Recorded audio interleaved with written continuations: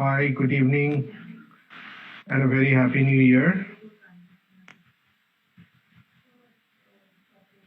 And Yeah. hi, Gopi. Good evening, sir. Evening.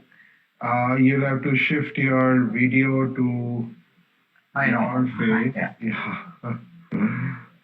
Yeah. Oh, yeah. Okay. Yeah, good to see you again, sir. Yeah, good to see you. Good to see you. So we'll just Yeah, wait am for I a couple audible? of minutes. Yes, you are absolutely Oh, audible. sure. Yeah, fit All on right. Yeah. time. And we'll just wait for a couple of minutes for people to join in. Okay. This is our first Instagram Live in 2022. We have a monthly session that we do in Instagram Live, and which has been found to be very useful to a lot of people wanting to pursue a career in automotive industry. Yeah. And in that series, today we have with us Mr. Gopi Krishnan, who's the MD of Incotech, and we're going to talk about a lot of very interesting topics. And those of you who have joined, you could also put in your questions on the chat box. We are going to discuss broadly about the trends that we need to look forward in 2022 for the automotive industry. And given this background, obviously, we're going to look at the various areas or functions within automotive industry, the various skills that will be required to navigate and respond to those trends. What are some of the opportunities that are available in the industry? How you could participate in some of those programs and equip yourself to meet the challenges of the new technologies that are being adopted in the automotive industry. And obviously, a lot of it kind of is around, let's say, the buzzwords around electric vehicles, Industry 4.0 applications, and so on and so forth. So it's a very full plate that we have today, and we'll try and answer some of your queries and questions that we have already received. But before I do that, I once again welcome you, Mr. Gopi, for this chat, and that you've taken time out to be part of this session today. And we are indeed, very, very happy that we indeed very happy that you are available for this chat, which I think will be very useful for the youngsters who are watching it live today or who will be watching the recorded version of this later on the platform. They will be finding it extremely useful as we go forward. So let me start with a very broad question, Mr. Gopi. What are some of the key trends that you definitely see happening in the Indian automotive industry? And maybe learning from what is already happening in the global automotive industry or some of the trends. I know that you've spent quite a bit of your time in the global arena, working with large automotive industries across the globe. So what's your first take about what 2022 holds for us? Over to you, Mr. Gopi. Yeah, first of all, I would like to thank you personally and ASDC for hosting this event. That's first of its kind in this year. I'm sure ASDC will be offering many more like this for the youngsters aspiring to join industry, particularly automotive industry. We all know it's the largest industry in terms of manufacturing output. Of course, in GDP, for my friends who are listening today, yes, it's contributing significant 7%, and the ASDC page, the career guidance page, lists all the basic information for our youngsters to get started on the automotive industry. Now, to answer to the question, Energy, what you have asked, yes, there are these are very happening times for automotive industry worldwide and particularly in India. While the country moves from the developing phase to the developed phase, it will take some years, but targeting a $5 trillion economy. Even if it takes a decade to reach there, that will take us to the number 3 position behind the USA and China. That is, we will be surpassing Germany soon and Japan soon. So look at the countryside in terms of GDP. All my youngsters will appreciate that USA leads the automotive industry, then China, but in terms of number, as China is more, then Japan and Germany. The 4 countries significantly contribute to the automotive thing, right? We all know the world number 1 is a Volkswagen. Volkswagen now is a German company. World number 2, Toyota, is a Japanese company. World number 3, General Motors, is an American company. So the 3 big economies are actually the automotive leaders too. No wonder economists or nations reckon automotive industry for the industrial growth or benchmark, because that is an industry which sustains a lot of jobs. A lot of people work there, a lot of tier systems are there, like original equipment manufacturers, OEMs, tier 1s, tier 2s, lesser suppliers, engineering service providers.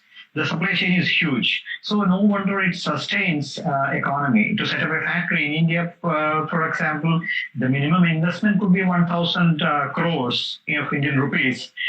So we have seen bigger plants set up in India by Indian companies as well as foreign companies. So 1,000 to 3,000 crore investment. So with that, not just the factory comes in place, but the supply chain around. So manufacturing, the transportation system, so even Indian railways and roadways shift material from point A to point B to point C to wherever, dealership. So it's a huge network, no wonder. So that definitely impacts the economic growth. Now the trend, to answer to your question again, sir, the trend, the supply chain management, which everybody would agree that, especially our younger kids in this live session, will appreciate the supply chain revolution. You all know the Amazons and Flipkarts or even Swiggy's, whatnot. So COVID times have shown how fast material can be shifted from one place to another, e-commerce, ordering online, everything. So what if we order a car and it's delivered online? So that will be the trend to watch. It's going to be easy. It's not going to be a big surprise if it happens in India within the next 2 years. So the way the supply chain system has developed is amazing. Some companies, particularly Daimler is shying away from the dealer network concept. So direct selling is possible. Then why not? If it's a direct selling to a Daimler Mercedes customer, then why not a car shipped to your home? Now Porsche does that. Okay, even if there is a failure, your car from your garage, they pick it up in a van or a truck, which is like a very hi-fi loading system. So shifting even a car from point A to point B is not at all an issue that could happen. So let me move on fast through other trends. Manufacturing, one step behind the sales and supply chain, is the advanced manufacturing system. So flex manufacturing. So there are companies like General Motors which has shops, manufacturing shops in Pune or near Pune, or Chakan, where Volkswagen has. All these plants are very flexible manner. Today, you prepare your line for manufacturing of Model A. The same line you can prepare for Model B. It could be not only the vehicle, the powertrain. I'm talking about the IC engine vehicles.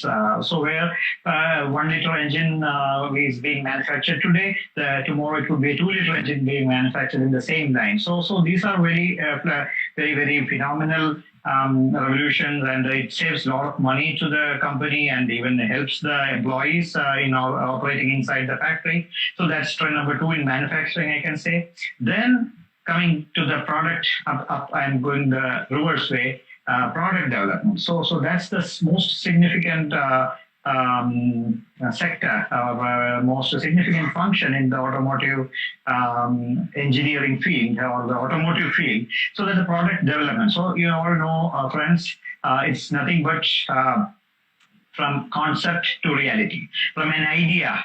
Say, let's utilize this opportunity to, pay respect to Sri Ratan Tata, Padma Vibhushan Sri Ratan Tata. So I recall in 2008 or 2006, I remember he announced the concept of Nano, Tata Nano.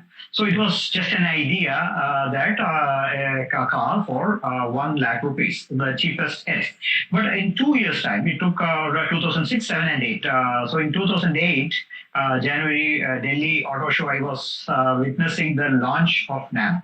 So coming from a company that's the year 2008, when General Motors was world number 1, for 75 consecutive years, we were world number 1. And then that is the year actually we lost to Toyota, number 1 position. So as a GM employee, I watched in Delhi Auto Show the launch of Nano, and we took pictures, and we tried to, like many companies, GM also tried to make a Nano in India. GM Bangalore, where I was working. We worked for 5 months, 6 months, and almost a year, and then we dropped it. We could conclude that we can never make a GM-like company can never make a Nano for 1 lakh rupees. So the minimum GM can make is like 2 plus lakhs. So we abandoned the project Pagoda also that time. Well, so the message is that it takes only Indian companies to do frugal engineering to come up with a nano-like product. Now Bajaj has the Quad, which is the cheapest now. So look at that. Even Renault tried to take over. It could not do that. So these are the trends, friends. That a very very affordable car. It could be India's forte. Now, the same Tata is at the other end of the pyramid, makes Jaguar Land Rover at the very luxurious. So all this from a concept which got launched in 2 years, it was productionized by 2010. Tata Nano flourished. So there are a lot of products: Bajaj Pulsar, TVS, Mahindra, the latest XUV 700. Look at that. These are all products of pride, all engineered in India. So now we are at a stage of where we are competing with the world with our own products. Now Tata Nexon electric vehicle. So these are now that brings to the topics of electric vehicle. Now, for our friends, they all will appreciate the trend. The next 10 years, as they are stepping into the formative years of their career, electric vehicle. So it's a huge trend. Everybody knows. Yes, Tata Nexon is a great example of EV. Now, all the many products. Tigor, Tiago, Mahindra has got the first electric vehicle when they took over Reva. Now, Verito. Now look at many vehicles, KUV 100 coming up, XUV 500. So Mahindra also will have a range of electric vehicles. So which means all of you friends, you are all needed in the technical centers, like the Mahindra Technical Center, the Mahindra Research Valley.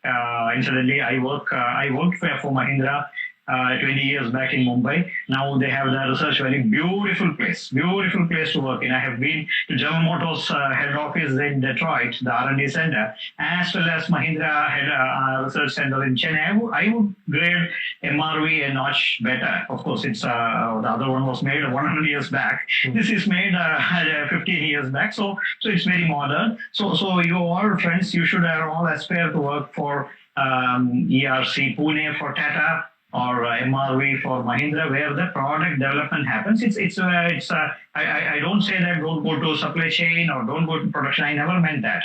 There are job functions, but for upskilling yourself, we'll talk about that a little later. For upskilling yourself, design engineering is very easy, so that you can get into these jobs. So I will stop with one more comment. the trends. I was asked about the trends. I would add it's beyond electric vehicle. There is a lot more coming. I know that there's a lot could be done in the battery. Now the lithium-ion batteries could be replaced by better metals. A lot of material research is happening. At the same time, we are talking about. You would have heard our central minister, union minister, Shri Nitin Gadkari ji, talking about hydrogen, green hydrogen, other power options. So India is a country where innovation is high, not only frugality, but the innovation quotient is very, very high. So people like you in the design field can come up with, to support the government's or the country's cause of coming up with alternate fuel. Solar and wind, nobody talks about. But what if you guys, we revolutionize, because we are a country in the tropical area. All the other four countries I mentioned, ahead of us in the GDP, United States, China, Germany, Japan are all in the upper latitudes. Above Tropic of Cancer, like the 40 degree, 50 degree north latitude, where sunlight is scarce. Whereas we, say, from Kanyakumari to Kashmir, say 8 degrees to 38 degrees in north latitude, we get a lot of things. So why not solar? We can think of it, wind power. The peninsula of India, with such a long coastline, solar power. So we can think. These are things I'm talking from my perspective. May not be recorded elsewhere, but be mindful that in 5 years' time, if you people get to know it. So, and one last thing could be the flexible platform, which is also a trend. Maybe I have some pictures with me, but I can just it's a platform where I'm sorry. It can be flexible, like the manufacturing system I told. There's a chassis you would have seen the buses and trucks running on the bare chassis first. Then you build the body on it, body on frame. Like even the body frame integral car concept, we can have a platform and you build a body. So the platform will be of definite shape or with an electric vehicle package on the floor. Then you can put in. Gopi, I think your voice is a little low right now. If you could just check. Likewise, sorry, sir. Your voice, I think somewhere something happened in between. So it's audible, but it's low. Can you speak something? Can you speak something? Is it audible?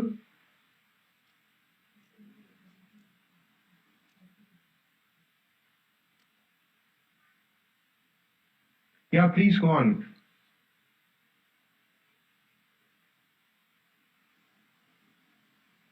I think your headset is not connected.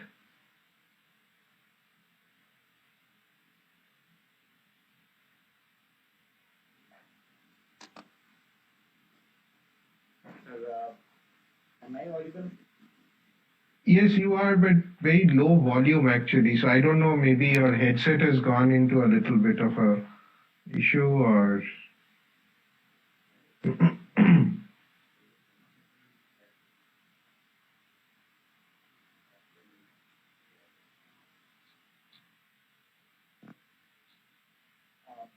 me a minute, sir, to figure out whether it's a technical error at my end. So I don't know if others, if you can also mention if you are able to hear Mr. Gopi.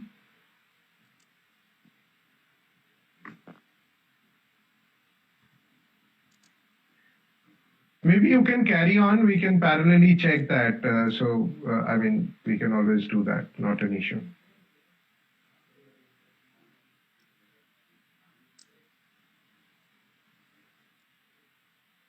Yeah, so I think others are also getting a low voice.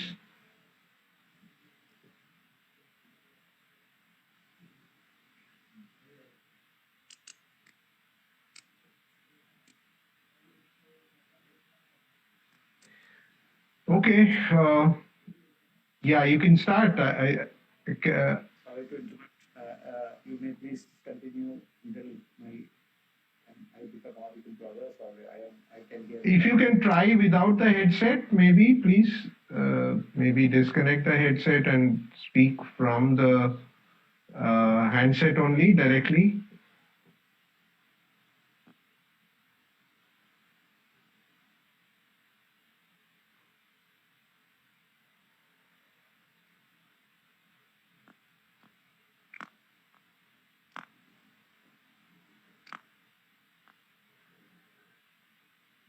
Yeah, so while Mr. Gopi is kind of fixing this, I think there are a couple of points which I think, mentioned very clearly. He's talked a fair bit around the need for understanding the design skills for automotive domain. And I think that's an area where he's personally spent a lot of time, and he's kind of being able to talk a lot about in terms of engines, which would be flexible fuel, alternate fuels, along with the electric vehicles that are there, So I think there are huge opportunities that are there for Indian engineers to be kind of looking at design engineering as a choice, as a career choice, as a career of choice, which is beyond the usual understanding of just manufacturing of vehicles or servicing of vehicles or sales of vehicles. Of course, those opportunities also exist. But I think one of the key areas and the key trends that I think Mr. Gopi has kind of been wanting to highlight has been around the efforts to prepare yourself to be recognized as good, design engineers in the process, so that you could effectively contribute to global platforms. And he's taken examples of course, a lot of Indian manufacturers like TVS and Bajaj and Mahindras and Tatas. And not only are these people, I think even some of the international players, are looking at Indian resources, human resources, to be able to augment their design capabilities worldwide, for their products worldwide, actually. Yeah, so I think hopefully the sound issue has been fixed now. So you can get back, you're talking about the various platforms, Yeah, please. Yeah, that was the last point I wanted to add. The platform could be flexible. If since it's electric vehicle, mostly, we are targeting 30% by 2030. That is 9 years from now, India will be 30% electric vehicle producing country, or the new vehicles will be 30% electric vehicles. So if that is the platform with a battery pack in the front or distributor on the floor, then a definite length and breadth, the track width of the car is fixed, the wheelbase is fixed, a platform is fixed. Then you can change the bodies, just like you change your your body is the same. You daily change your clothes. Same way, maybe you can or it can be a red car body today. That matches your style or statement today, or it can be the blue body the next day. So probably these are the trends. It's not difficult, because the product engineering is coming so close. Is so powerful these days that this is achievable. So to conclude, sir, so I talked about the supply chain manufacturing, and in the product development, trends like electric vehicle, other alternative energy sources, and this platform. So ultimately, the five big things will be like safe cars, very quiet cars, very green cars, the main three. Safety is our passive safety and active safety for passengers as well as pedestrians. even in car-to-car collision, the other car. All right. So safety is number one.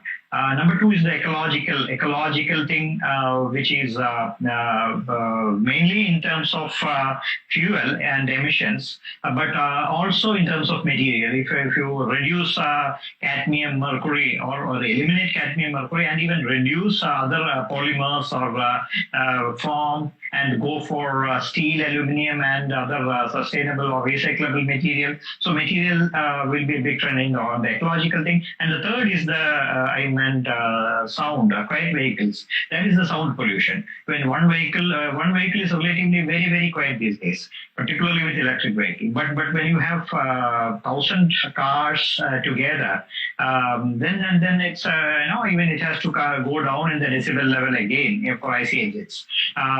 Also the practices, the youngsters in front of me should agree. Like we have, particularly Indians have the practice of bad habit of honking too much. So it's all dependent on the driving pattern and all. Okay, the government has given very good roads. Manufacturers have given us very good vehicles, but if we don't, or you guys, youngsters, do not drive, then so this is one trend I would say for you youngsters to follow, right?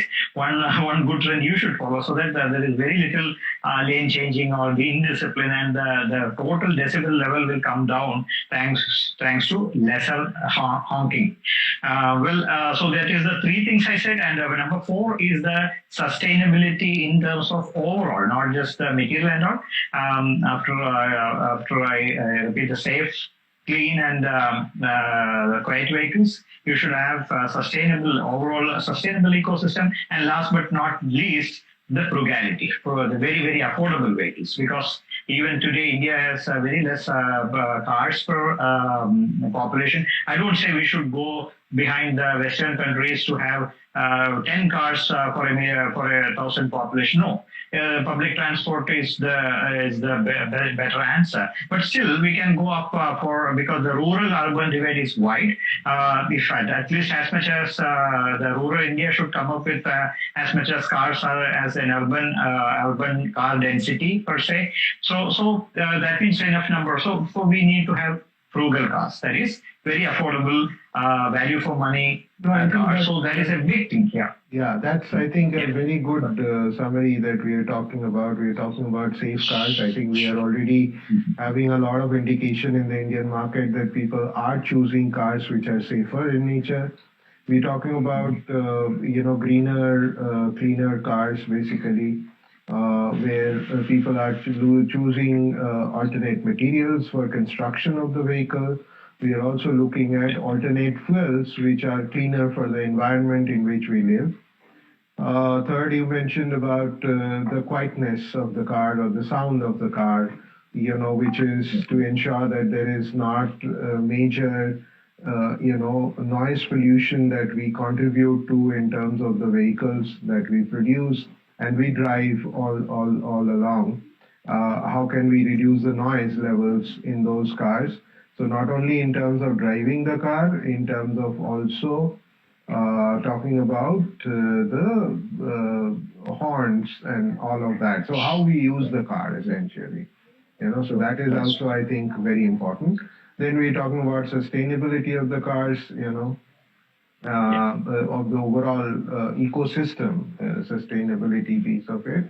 And the last one that you mentioned was frugality design and frugality in terms. So the Indian market, especially when you're talking about the four-wheel market, there's been this classic advertisement of Maruti, which is talking about kitna deti hai, so which is basically how much fuel is burned per liter.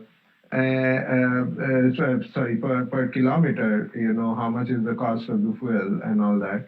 So, in fact, it's a total life cycle cost also that people are becoming more and more conscious about in terms of what is the cost of service, maintenance, etc. So you will see a lot of car advertisers mentioning that, first 3 years maintenance is already included in the cost of the price of the car, and then we ensure that this is what is going to be our annual maintenance cost, etc. the resale value of the car. So a lot of these things are happening. So I just want to now move forward to a couple of other issues, and one of the first issues that I want to talk to you about is in the classic trends kind of a thing that in automotive industry we've been talking about in the last few years is the case CAC, the connected autonomous shared and electric vehicles. Now, out of that, you've already talked about how we are talking about the electrification and moving into 2030 with about 30% number in India that we are looking for, etc. What and how could someone create maybe opportunities, career opportunities in the field of autonomous vehicles or semi-autonomous vehicles or partially autonomous vehicles? I think there are various levels of autonomous kind of technology. Sure. And we are already talking about some technologies like ADAS, which is like autonomous driver assist system kind of a thing. So how is that? What can youngsters who are listening today, because I saw one query about somebody who is in class 11, Sujay, who is asking about how do I become part of the automotive industry and pick up a career in automotive. So this is more about students who are in schools, let's say today, or early days in the college. How can you prepare yourself for a very exciting journey inside the automotive industry, not only for the Indian automotive industry, but also being part of the global auto industry. And I must admit, the auto industry is definitely one of those industries in India which is completely globally connected. So every global manufacturer is here. Tesla was missing in action. They're already here. So I guess, youngsters have a wonderful opportunity to be part of this industry. So what's your take on this whole piece around autonomous vehicles? Yes, that is one thing I missed to say initially when I talked about the trends. Autonomous vehicles is already happening. I recall the first such attempt was done in China. Again, when I was working for General Motors, the then CEO, Mr. Rick Wagoner, he was instrument. He was trying the first autonomous vehicle of General Motors in China. It was not in the US. He flew to China, Shanghai or Beijing, I don't recall, to do that. Okay, now that was year 2008 or 9. Now, then the infrastructure, it's an autonomous vehicle, it's easy to say. So it's not a test or proving ground where the car runs. It runs on the normal street. So in the normal street, how does it run? So you cannot, a manufacturer can create a vehicle, but the vehicle need not comply with the normal road. The road is safe. So then the infrastructure of the country has to be changed to adapt to autonomous. So this is the second aspect, which is actually bigger. I remember the stretch in Germany from Frankfurt to Cologne. It's around 150, 200 kilometers. I have driven in that sector many times in the Autobahn, but it is for the normal car, which can run 200 or 250. Germany is one country where there is no speed limit. So even if you can drive at your Porsche or Audi TT at 250 kilometers per hour in the normal Autobahn. Now, here speed is not the matter. It's the technology. The road, every road sign should be able to read electronically what the car or autonomous car wants to communicate. It's a two-way communication between the car and the signals, the signboards, the road edge, the white lines or the yellow lines on the road. All these things the car should be able to, because it's a driverless car. So the infrastructure was adjusted or adapted for autonomous driving at that time. So that was a decade back. Now there are many streets in the USA where the cars are running. Tesla, you said itself. Tesla is running autonomous mode already in the US highways. or even the US, not just highways, but any street. So the technology is getting adapted. Now even in India, the autonomous driving cars are, like even Tata Nano. I have witnessed Tata Nano being driven autonomous. It happened in Trivandrum, where I am living now. But TCS has a big office here. So one team, the engineering team, has demonstrated Tata Nano running autonomous for 5 kilometers or so. Be it Nano or Tata Jaguar or Mahindra XUV or all the four-wheelers. I'm not talking about the trucks or three-wheelers or two-wheeler sets. Four-wheelers, autonomous products are very, very easy possible. Now, we are just waiting for the infrastructure in the country to get adapted. And the big, again, honors back to you guys, friends. Now autonomous car, has to be managed. There could be a backup driver in case of anything failing. So we all should be able to adapt to such situations or emergency. So with this is happening. That was your question number one. And the technology for that is, you have to learn apart from the automotive engineering or somebody, if it is somebody 11th standard student asked a question, so I'm trying to talk including him. So a boy of that stage may not know whether it's electrical engineering or mechanical engineering or computer science or electronics that would take him to the autonomous. I would say anything. Okay, the functionality of you need a basic degree in engineering, which any of these things would give you, and then you can upskill yourself. There are courses. Even I have delivered courses for 3 different companies: UST Global, Tata LXC, and one more company I'm not recalling. So these 3 companies where they have taken engineers from industry. We have trained them on the basic things, IoT. Friends, you may note down. These are the technologies you would like. Internet of Things. Then artificial intelligence, machine learning.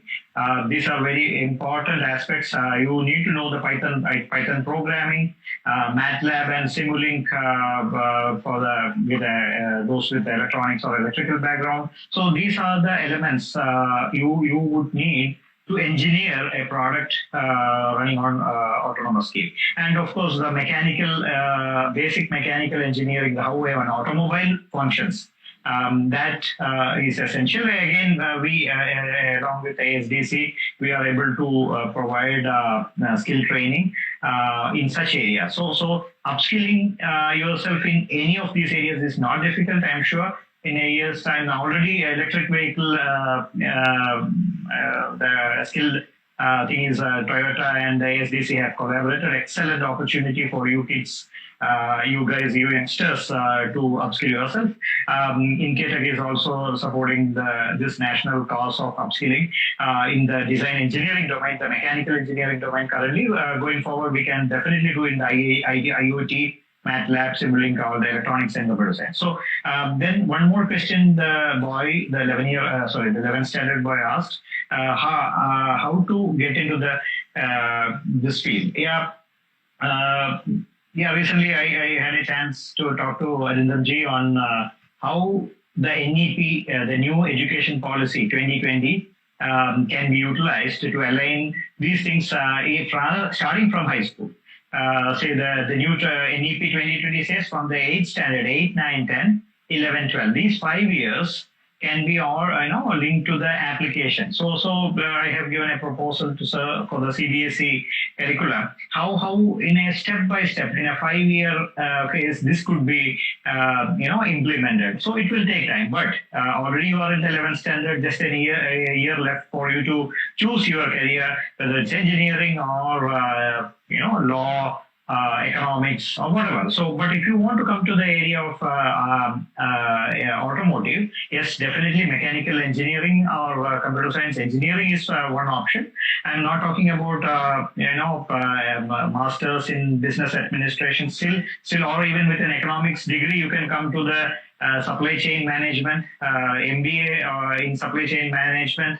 Those things are manufacturing. You can do PGD, some courses in manufacturing. But there again, basic engineering degree is required. So the most chance. You come with an engineering background, you will get to work in the automotive field. Then in the automotive field, since you are in the 11th standard, right now itself you can upskill. It's the age of digital or e-learning. So everything can be, if you want to learn right now, how is engineering drawing? How is CAD modeling? How is 3D printing? Or how is simulation done in a any rudimentary or a very, as a designer's tool.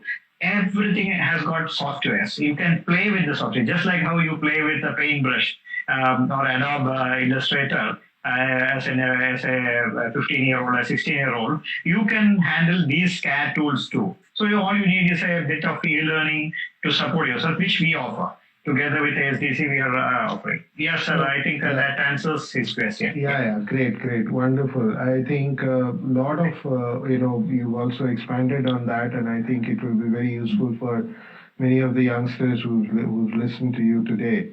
Also, maybe since we will be running out of time shortly, so one last segment that I wanted to touch upon is also to address the requirements of people who are already in the industry and are currently working either in engineering or manufacturing function or in dealerships. How do you see some of them can actually reskill themselves or upskill themselves so that they remain relevant for the next 5 to 10 years again? And I'm sure, the pace of change is so fast in today's context that even if you are able to solve the next 5 years existence problem, I think you're ready to take on the next chunk of 5 years as you go along. So effectively, what we're talking about, how do you realign yourselves to the trends that are emerging in this organization? And based on that, what are some of the opportunities for various courses, online courses? And of course, how much is online effective in learning many of the things? I think you've been a very strong proponent of that, so I'm sure you will be able to resolve some of these doubts in their minds. Yeah, please. Sure. I will attempt to answer. What comes to my mind first is the levels. Okay, so I can tell you, friends, NSDC, that is National Skill Development Corporation, has constituted 10 years back the levels. That is the National Skill Qualification Framework, NSQF. So if you go to ASDC website, you will get all the details there of NSQF. So this level 1, 2, 3, 4 up to 10 it is there. So level 1 to 4, let me say undergraduate. So as for the service and supply chain function first. So if somebody is a service engineer or a service technician or a supervisor, you go to a car dealer or a two-wheeler dealer. Friends, you regularly take your motorcycles or scooters to dealership, right? So there a service technician will welcome you. Later, an engineer will engage with you. So all such functions, the job functions are defined. What should right from receiving a customer with a breakdown scooter, then how to receive the customer, how to attend to the problem, how to check the oil, how to check for battery power. All these things are laid out, and there are NSQF levels at level 3 or 4 for a service engineer to operate. Same way for a manufacturing line supervisor or a material quality check engineer. So these functions, these skill levels are very, very helpful. It will standardize jobs. So right now, TVS recruits some 100 people as technician in the service, in the production line.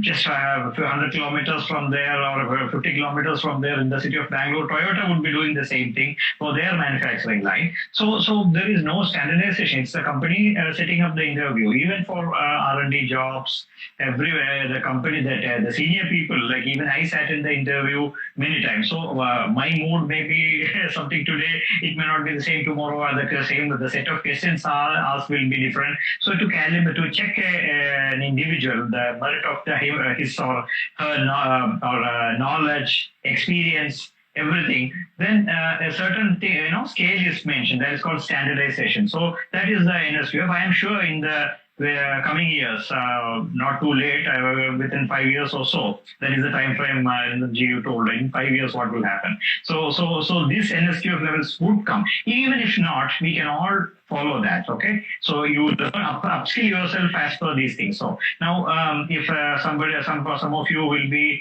in the field of engineering or even graduation, because from some of the questions asked, I can judge engineering colleges and all. Yes, people like you are in the engineering graduation level or post graduation. So for people like you, I can say level 4, level 5, level 6, level 7. So even InCATech has structured a program just now called ACE Design. ACE stands for Automotive Component Engineering Design, DSYN. So ACE Design. So this program just got launched. I'm happy that quite a few people have enrolled for the program. A 4 months program. If somebody is a graduate, then you can do all four modules in the 4 months. Now, if somebody is doing engineering right now at the final year, then he or she can do that particular module. So it's an easy to enter, easy to exit kind of structure we have worked out. Then such a program can upskill yourself in terms of engineering through level 4, level 5, level 6, level 7. So now one example I can give, level 4, you become a prototype engineer. That you can do a CAD modeling and you can create, I'm just showing the mouse on my camera. So this thing, the normal computer mouse, you can make it. But you should know how to design it first, right? Using a CAD tool, once you make it, the CAD software will take it for printing. Just like how your Word document is taken by a HP or an Epson printer, it's a 2D printing. Now this is a 3D printing. If you want length, breadth, and height of this mouse, you model it in 3-dimensional CAD, and the printer will make it for you. It may take a very basic 3D printer will take say 6 hours to print this as it is. So anything you design, you take it. So you girls, if you are listening, you can design a new set of jewelry for yourself. You can print it in metal or plastic material, ABS material. You want a keychain to be designed, yes, you can do it. You want a shoulder bag or a vanity bag, you can do it. So 3D printing is going to be a big trend within engineering. Or even other ways, so for all the design folks, you can make anything you design. So this is level 4, if I recall, sir, NSQF, and then we have included that. Level 5 is testing. If you want this product to be, you designed a product, you made it, then it's testing.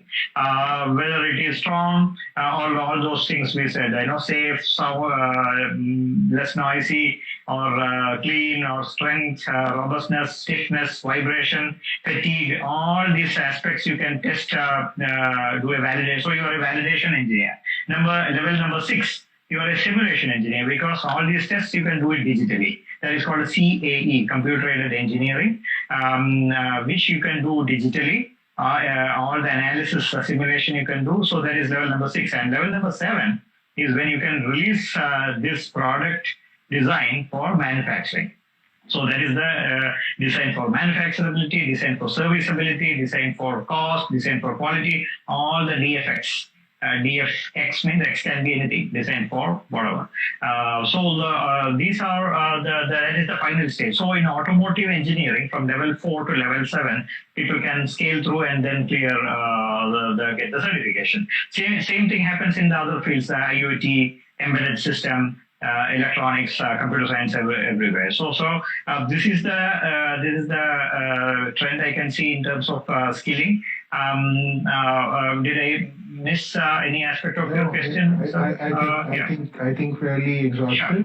Fairly exhaustive, and I think the listeners here today or participants here today have been able to gain a lot from the rich experience that you have, and you've also been given, you've also been able to give them some specific starting points, at the various NSQF level based programs that we already are offering in partnership with Incotec and a couple of other institutions. There's a question around ARAI. ARAI again is an academy which offers programs in design and test engineering kind of programs. Some in partnership with some of the reputed universities in the country. Some programs are in partnership with ASDC, and similar associations are there. So I think it's been a very I think enriching and enlightening discussion today. Being part of this, and I'm extremely grateful that you could take out your time and speak to this audience today. I'm pretty sure people would benefit a lot from all these deliberations. Ultimately, the career that you choose is dependent on what you are excited about.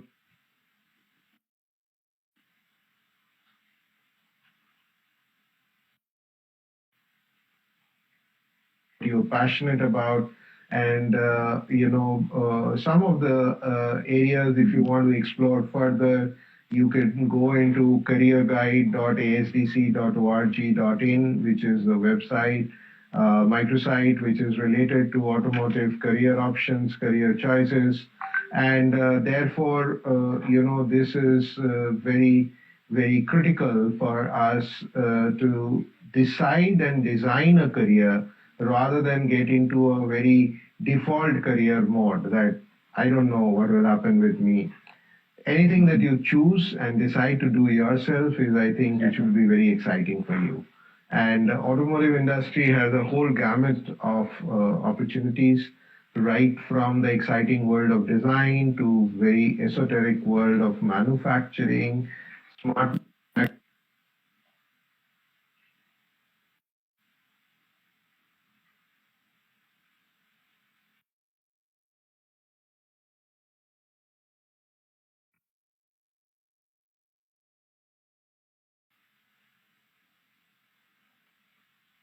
Opportunities in the dealership space, which are very locally available. We're talking about a lot of service technicians and engineers that we are talking about. We're talking about salespeople. Automotive sales is not like any other sales. You need to have a lot of technical knowledge to be able to meet the requirements of the customer. It's not like just selling anything else. And then, of course, there are people who work in various support functions like quality, supply chain, maintenance, and so on and so forth. So it's a rich world in automotive in terms of various career choices. You're spoiled for choices. So don't get confused on that. Try and find out what is it that you're passionate about. There's always a course that we can help you with at ASDC with our various different partners, including Incotec, which is run by Mr. Gopi. And I think the program, the design program that they have is very exciting because it gives almost a 360-degree overview and the entire product development design process, which can actually give a very hands-on kind of an experience of working in the real design softwares and being able to produce things which are real in nature. Real design challenges are definitely part of the program itself. So we look forward to your continued support, continued engagement with us on our various social media handles at Instagram, Facebook, LinkedIn, Twitter. I'm pretty sure you follow us on, subscribe to us on our YouTube channel. And we'll be very happy to continue to respond to your needs. Feel free to write to us through our website, which is asdc.org.in. And when you send us those requests, that decides what are the kind of topics and areas that we would like to talk about in our next session in the month of February. Till then, thank you very much for joining us today. Thank you, Mr. Gopi, for joining us today. It's indeed been a privilege to be part of this session. And all of you, please stay safe. These are difficult times. The pandemic in a different format is kind of back, but I hope all of you will take adequate precautions and stay safe. And very, very, very good evening to all of you. Thank you. Thank you, sir. Best wishes to